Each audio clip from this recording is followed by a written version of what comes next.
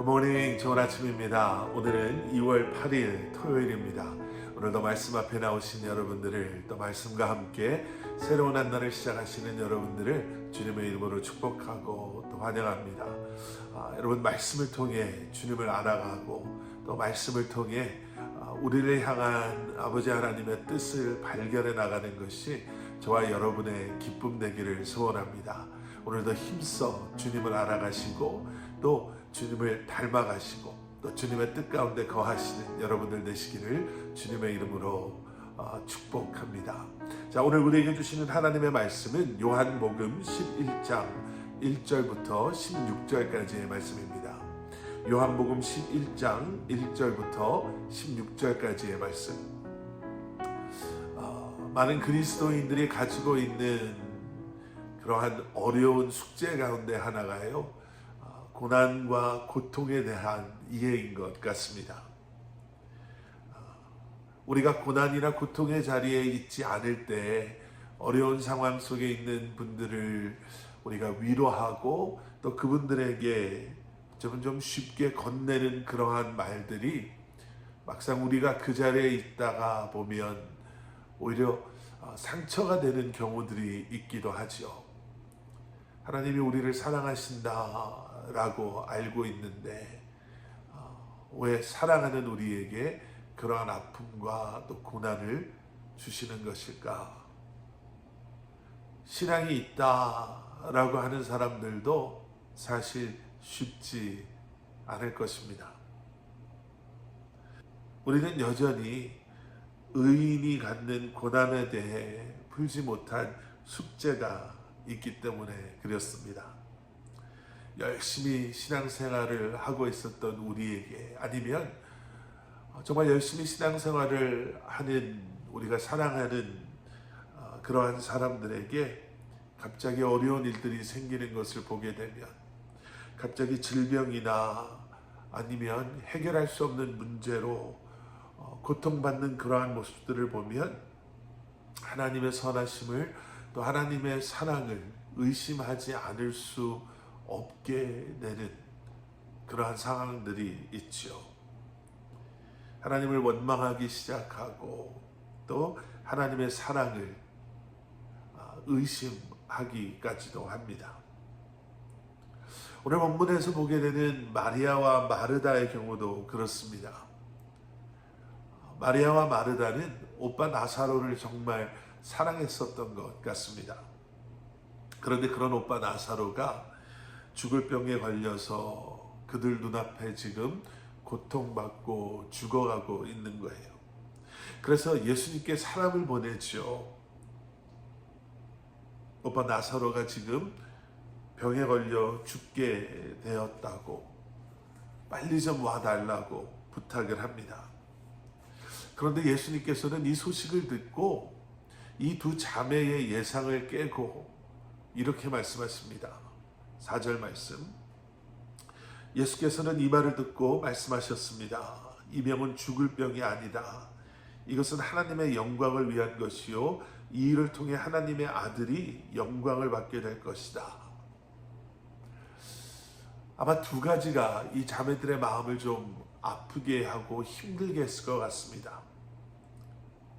하나는 그 소식을 듣고 예수님께서 이 병은 죽을 병 아니야 라고 말씀하신 너무나도 차가운 그러한 반응 때문에 힘들지 않았을까 생각해요. 내가 참 아픈데 누가 옆에서 뭐 별것도 아닌데 그거 가지고 그래, 그러면 여러분 참 마음이 많이 아프잖아요. 그렇죠? 그런데 지금 예수님께서 그렇게 말씀하세요. 그리고 또 하나는 지금 아파하고 있는 사람이 있음에도 예수님께서는 이 일을 통해서 내가 영광 받을 거야 라고 말씀하시는 것, 이것이 이 자매들을 힘들게 했을 것 같습니다. 위로해 주셨으면 좋았을 텐데, 좀 빨리 달려와 주셨으면 좋았을 텐데, 그거 죽을 병 아니야. 이걸 통해서 내가 영광 받을 거야 라는 예수님의 대답이 이 자매들로 하여금 오히려 더 힘들게 하지는 않았을까 생각합니다. 내가 고쳐줄게. 내가 지금 가고 있어. 나만 믿어. 내가 나사로를 얼마나 사랑하는데. 뭐 이런 이야기, 이런 예수님의 말씀을 기대했는데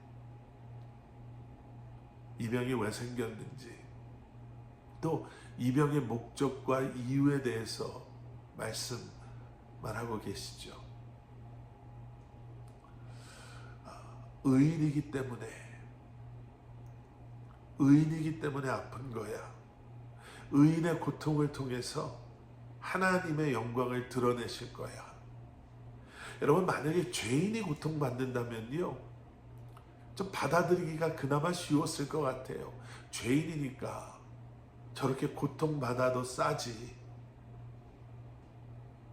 그런데 나사로는 예수님께서 사랑하는 자였는데 그런 그에게 고통이 생긴다니. 여러분, 그래서요, 죄 없이 십자가에서 우리를 위해 죽으신 예수님의 그 고통받으심이, 그리고 죽으심이 하나님의 우리를 향한 가장 완벽하고 순결한 사랑임을 우리는 보게 됩니다. 그렇게 나사로의 병과 고난도요, 단순히 그저 불의한 사고가 아니라 하나님께서 일하시는 통로가 되고자 허락하셨다라는 거죠. 하나님께서는 이 모든 일을 통해 하나님